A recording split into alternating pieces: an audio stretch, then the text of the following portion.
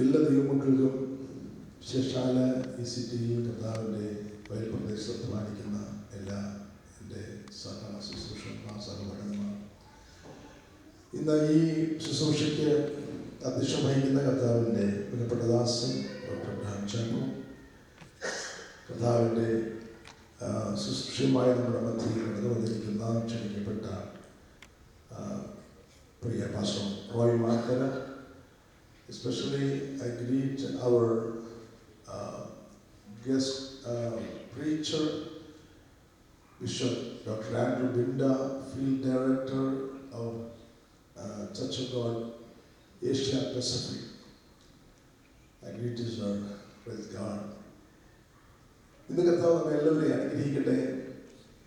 നമുക്ക് ഒരുമിച്ച് അല്പസമയം ദൈവത്തിലേക്ക് നമ്മുടെ ശ്രദ്ധയെ ക്ഷണിക്കാം.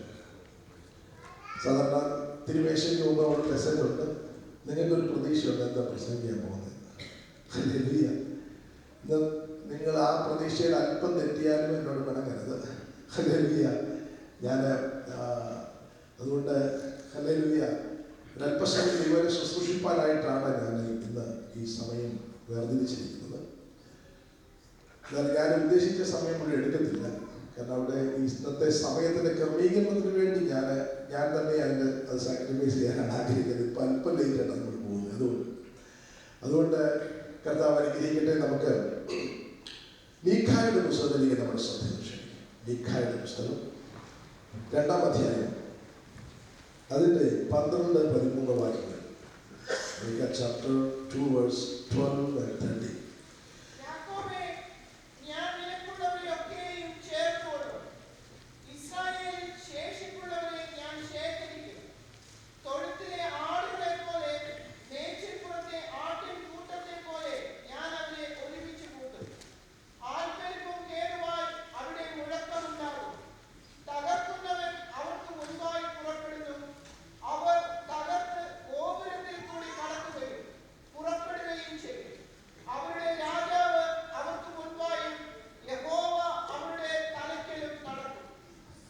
Praise the Lord. Hallelujah. മീഖായുടെ പുസ്തകം മീഖായാഹു യഹോവയെ പോലെ ആരുള്ളൂ എന്ന ആ മീഖായാഹുവിന്റെ ചുരുക്കപ്പേര് മീഖ.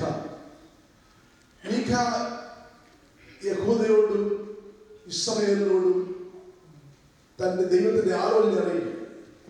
1-ാമത്തെ അധ്യായം നമ്മൾ വായിക്കുമ്പോൾ അവർ ദൈവത്തിനെതിരായി ചെയ്ത പാപങ്ങളുടെ ഒരു പട്ടിക നമുക്ക് അവിടെ കാണാൻ സാധിക്കും.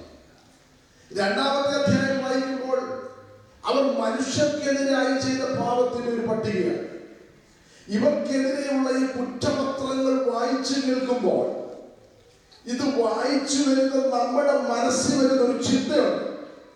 ആ ചിന്ത എന്താണെന്ന് ചോദിച്ചാൽ, സാധാരണ ഒരു കുറ്റപത്രം ഒരു കോടതിയിൽ വായിച്ചു കേട്ടാൽ അടുത്ത പടി അതിനെ ശിക്ഷ വിധിക്കുക. എന്നാൽ 12-ാം അധ്യായത്തിൽ വരുമ്പോൾ നമ്മുടെയൊക്കെ ചിന്തയൊക്കെ മാറ്റിയിട്ട് അവിടെ വ്യത്യസ്തമായ ഒരു ദൂത്, ഹല്ലേലൂയ, മീഖായുടെ ദൈവത്തിന്റെ ആത്മാവ് സംസാരിക്കുക. ദൈവത്തിന്റെ സ്തോത്രം, ഹല്ലേലൂയ. ഈ ജനത്തിന്റെ പാപനിമിത്തം ഒരുപക്ഷെ സീനായി മലയിൽ നിന്ന് 2 കൈയിൽ 2 കൽപ്പനകളുമായി ഇറങ്ങി വരുമ്പോൾ ഒരു കൽപ്പനയിൽ ഹല്ലേലൂയ ദൈവത്തിനെതിരായുള്ള ഭാവവും ഒരു കൽപ്പനയിൽ മനുഷ്യനെതിരായുള്ള ഭാവവും, അങ്ങനെ 10 അല്ലെങ്കിൽ 10 കൽപ്പന, അതായത് 5 കൽപ്പന ദൈവത്തിനെതിരായുള്ളതും ദൈവത്തോട് അനുവർത്തിക്കേണ്ടതും 5 കൽപ്പന മനുഷ്യനോടുള്ള ബന്ധത്തിലുള്ളതും, അങ്ങനെ 5 കൽപ്പനകളുടെ ആ കൽപ്പനകളെ നമ്മൾ കാണുമ്പോൾ ദൈവത്തിന് സ്തോത്രം. ഇവിടെ 1-ാം അധ്യായവും 2-ാം അധ്യായവും അങ്ങനെയുള്ള ദൈവീയ കൽപ്പനകളുടെ ലംഘനങ്ങൾ അതിനെ വിസ്തരിച്ചു പറഞ്ഞിട്ട് അതിന്റെ ശിക്ഷാവിധിയിലേക്ക് വരുമെന്ന് പ്രതീക്ഷിക്കുന്ന അനുവാചകർക്ക് മുമ്പിൽ അവിടെ വലിയൊരു വ്യത്യാസം കാണുകയാണ്. അവിടെ ഹല്ലേലൂയ ദൈവകൃപയുടെ ദൈവ സ്നേഹത്തിന്റെ ഹല്ലേലൂയ വലിയൊരു ട്വിസ്റ്റ് അവിടെ നമുക്ക് കാണാൻ സാധിക്കുന്നു. അതെന്താ ചോദിച്ചാൽ, യാക്കോബേ ഞാൻ നിനക്കുള്ളവരൊക്കെ ചേർത്തുകൊള്ളും. ഹല്ലേലൂയ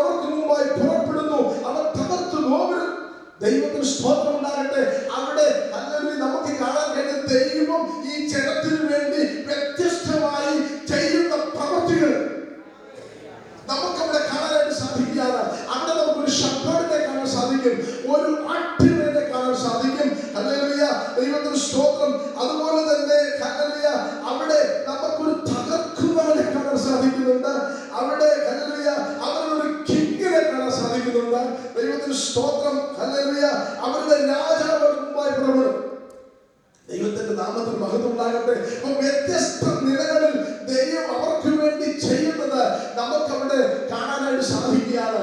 ദൈവത്തിന്റെ സ്നേഹത്തിന്റെ ആ തന്നെ ജനത്തോടുള്ള ദൈവസ്നേഹം അവിടെ വെളിപ്പെടുന്നത് ഈ വാക്യങ്ങളിൽ നമുക്ക് കാണാൻ സാധിക്കും. പലപ്പോഴും ദൈവത്തിന്റെ സ്നേഹത്തിന്റെ ഇടപെടൽ മനുഷ്യന്റെ മസ്തിഷ്കത്തിൽ ഉൾക്കൊള്ളാൻ കഴിയുന്ന ഒരു അപ്പുറം.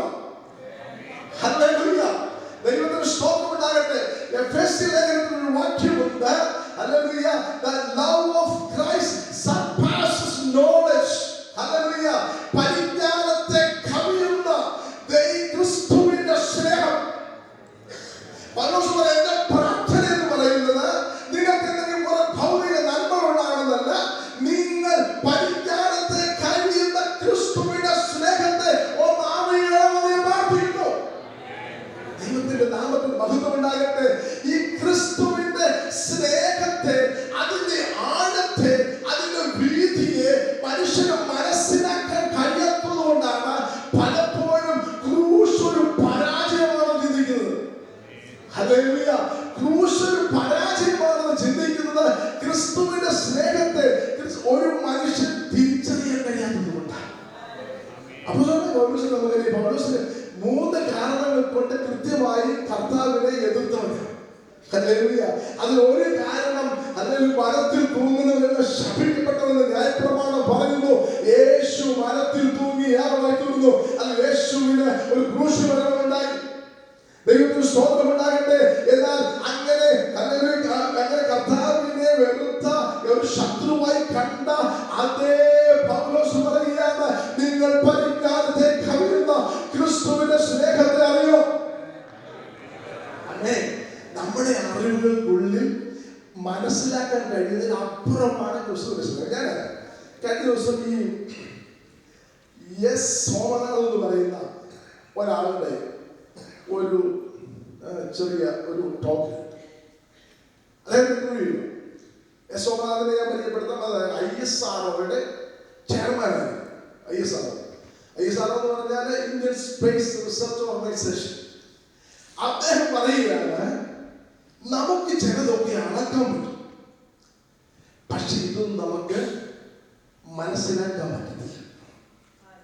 ഹല്ലേലൂയ, ഇതിന്റെ ചില ഉദാഹരണങ്ങളുണ്ട്. ഒരു ഉദാഹരണം പറയാം. അദ്ദേഹം പറയുന്നത്, എനിക്ക് വേണ്ടി ഭൂമിയുടെ ഭാരം ശാസ്ത്രത്തിന്റെ സഹായത്തോടെ എത്രയാണെന്ന് പറയാൻ കഴിയും. എത്ര വെയിറ്റ് ഈ ഭൂമിക്കുണ്ടെന്ന് എനിക്ക് പറയാൻ കഴിയും. പക്ഷേ ഒരു 10 പൗണ്ടിന്റെ 20 പൗണ്ടിന്റെ ഒരു സാധനം എടുത്ത് പൊക്കി എത്രയുണ്ടെന്ന് എനിക്ക് അനുഭവിക്കാൻ കഴിയുന്നത് പോലെ ഒരു മനുഷ്യനും ചെയ്യാൻ സാധിക്കത്തില്ല.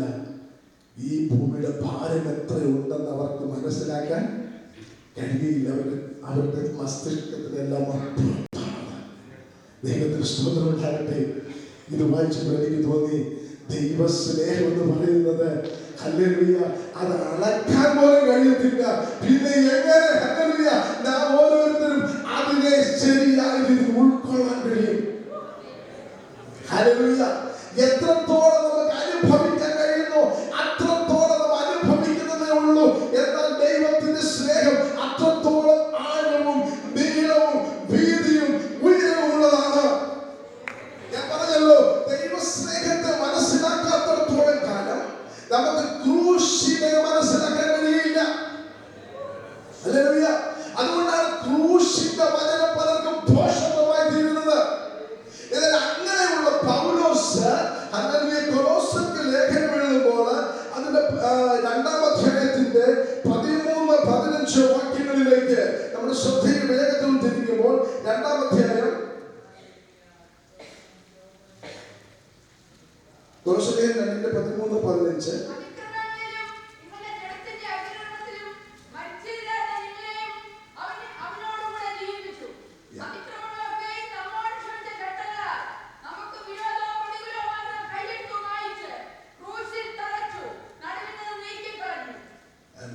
ഹല്ലേലൂയ.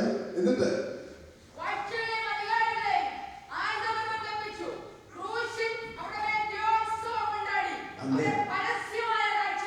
ഒരിക്കൽ ക്രൂശ് എന്ന് പറയുന്നത്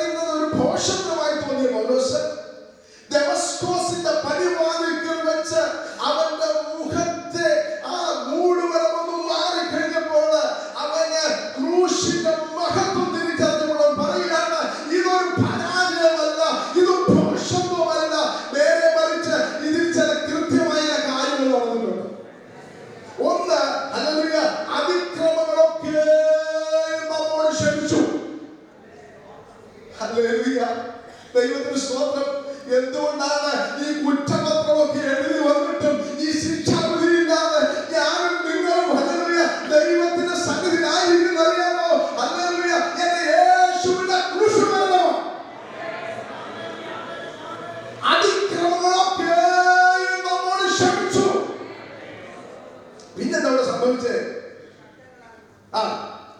ചട്ടങ്ങളാൽ നമുക്ക് വിരോധമാകുന്ന, നമുക്ക് വിരോധം പ്രതികൂലമായിരുന്ന കയ്യെഴുത്ത് വായിച്ചു. അവിടെ ഇംഗ്ലീഷില് cancel out the certificate of debt. Cancel out the certificate of debt. നമുക്കെതിരായിരുന്ന സർട്ടിഫിക്കറ്റ്, വലിയ കടത്തിന്റെ സർട്ടിഫിക്കറ്റ്, അത് ക്യാൻസൽ ചെയ്തു. ഹല്ലേലൂയ. ദൈവത്തിന്റെ സ്തോത്രം. എന്റെ യേശു ക്രൂശിൽ യാഗമായി തീർന്നു. വളരെ കൃത്യമായി 7 മൊഴികൾ അവിടെ ഉന്നയിച്ചു. അതിലൊന്ന് സാവധാനമായിട്ട് പറയുന്നു, സകലവും നിവൃത്തിയായി. അന്ന് ഗ്രീക്കിൽ പറയുന്ന ടെറ്റനസ്റ്റായി എന്ന പദമാണ്. ഹല്ലേലൂയ. ടെറ്റനസ്റ്റായിക്ക് കൃത്യമായ 6 അർത്ഥമുണ്ട്. ഞാൻ അതെല്ലാം പറയുന്നില്ല. ഹല്ലേലൂയ. ഈ 6 ഒരർത്ഥം എന്നറിയാമോ? Paid in full. Hallelujah. Paid in full. Hallelujah. മുഴുവനായി കടം കൊടുത്തു തീർന്നു. ആമേൻ. ഹല്ലേലൂയ. ഇനി നാം കടക്കാരല്ല. നിങ്ങൾക്ക് അറിയാം, ഹല്ലേലൂയ, കേരളത്തിൽ പോകുന്നില്ല. ഈ ബാങ്കിലെ ജപ്തി വരും പറയാം. ഈ ജപ്തി വരുമ്പോൾ ഈ മാനേജ്മെന്റ് എങ്ങനെയെങ്കിലും ഇതൊന്ന് അല്പസമയം നീട്ടി തരണമെന്ന് പറയാം. ഹല്ലേലൂയ. അങ്ങനെ ചെന്ന് പറയുന്നു. ഒരിക്കൽ ഇന്ത്യ ഗവൺമെന്റ് ഏതാണ്ട് 66,000 crore rupees, Indian rupees കടം എഴുതുന്ന കൊടുത്തു. അങ്ങനെ ഒരാൾ ചെല്ലുമ്പോൾ ഈ മാനേജറെ കാണാൻ ചെല്ലുമ്പോൾ മാനേജർ പറയാ, ഇല്ല, നിങ്ങളുടെ കടമെല്ലാം എന്ത് ചെയ്തു? ഹല്ലേലൂയ. നിങ്ങളുടെ കടമെല്ലാം വീട്ടിലിരിക്കുക. ഗവൺമെന്റ് ഒന്നും ഫ്രീ അല്ല, അല്ലേ? ഒന്നും ഫ്രീ അല്ല. Nothing is free. അതിനെല്ലാം ആരോ പേ ചെയ്യുന്നുണ്ട്. ഹല്ലേലൂയ. എന്റെ ദൈവം ക്രൂശ്, ആമേൻ, ഹല്ലേലൂയ, അവൻ സ്വന്തം ചോര കൊടുത്തപ്പോൾ പൗലോസ് പറയുക, അത് ഭോഷത്വമല്ല. ഹല്ലേലൂയ. ഇത് ഭോഷത്വമല്ല, ഇത് പരാജയമല്ല. ഒരുത്തൻ എന്റെ കടം വീട്ടുകയായിരുന്നു. അതുകൊണ്ട് എന്റെ ആ സർട്ടിഫിക്കറ്റ് ഓഫ് ഡെറ്റ് അത് ക്യാൻസൽ ചെയ്തു. ആമേൻ, ഹല്ലേലൂയ. അടുത്തത് എന്താണെന്നറിയാമോ? നടുവിൽ നിന്ന് taken it out of the way. Taken it out of the way. ഞാനും ദൈവമായിട്ട് അടുക്കാൻ തടസ്സമായിരുന്ന പാപത്തെ നടുവിൽ നിന്ന് നീക്കിക്കളഞ്ഞു. ആമേൻ. അടുത്തെന്താ പറയുന്നത്? nailed it to the cross. Nailed it to the cross. ക്രൂശിൽ തറച്ചു. ആമേൻ, ഹല്ലേലൂയ. ഈ ക്രൂശിൽ മരിക്കുന്നവരുടെ കുറ്റപത്രം ക്രൂശിൽ അടിച്ചതാണ്. ആണി കൊണ്ട് അടിച്ച് തറയ്ക്കും. ഹല്ലേലൂയ. എന്റെ യേശു മരിച്ചപ്പോൾ അവർ തറയ്ക്കാനുണ്ടായിരുന്നത് ഇവിടെ യഹൂദന്മാരുടെ രാജാവ് എന്നുള്ളത് മാത്രമായിരുന്നു. ഹല്ലേലൂയ. എന്നാൽ അവർ കാണാത്ത കുറെ കുറ്റങ്ങൾ ആ ക്രൂശിൽ ആണി അടിച്ചു വെച്ചിട്ടുണ്ട്. അത് അവർക്ക് കാണാൻ കഴിയത്തില്ലായിരുന്നു. അതെന്റെ നിന്റെയും പാപങ്ങളായിരുന്നു. പൗലോസ് പറയുന്നു,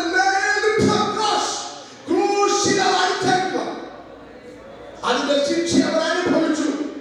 ഇനി ആ ശിക്ഷ നമ്മുടെ മേലില്ല. അതുകൊണ്ട് ഇപ്പോൾ ക്രിസ്തുവേശുള്ളവർക്ക് ഒരു ശിക്ഷാവിധിയുമില്ല. ഹല്ലേലൂയ. പിന്നുള്ള കാര്യം നമ്മൾ വായിച്ചത് അധികാരത്തെ ആയുധം ലഭിച്ചു. അവരുടെ പേര് ദൈവോത്സവം കൊണ്ടാടി ക്രൂശിൽ അവരെ പരസ്യ കാഴ്ചയാക്കി അവരോട് കൂടെ ജീവിപ്പിച്ച എത്ര കാര്യങ്ങളാണ് നടന്നത്. ആമേൻ, ഹല്ലേലൂയ. അതുകൊണ്ട് ഈ മർമ്മം, ഈ സ്നേഹത്തിന്റെ ആഴം ഇതൊന്നും തിരിച്ചറിയാൻ നമ്മുടെ കണ്ണുകൾ തുറക്കുമ്പോഴാണ്. ഹല്ലേലൂയ. ഓ, നമ്മുടെ തിരുമേശയൊക്കെ അർത്ഥപൂർണമായി തീരുന്നത് നമ്മുടെ കഴിവല്ല, നമ്മുടെ ക്വാളിഫിക്കേഷനല്ല, ഓ നമ്മുടെ വിശുദ്ധിയുടെ കൂടുതലല്ല എന്നാൽ ഓരോരുത്തർക്ക് വേണ്ടി. ഹല്ലേലൂയ. അവൻ നമുക്ക് മുമ്പായി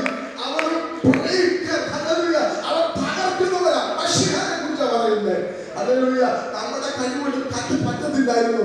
അവൻ നമുക്ക് മുമ്പായി തകർത്ത് മുന്നേറുക. അവൻ നമുക്ക് വേണ്ടി തന്റെ ദേഹമെന്ന തിരശ്ശീലയിൽ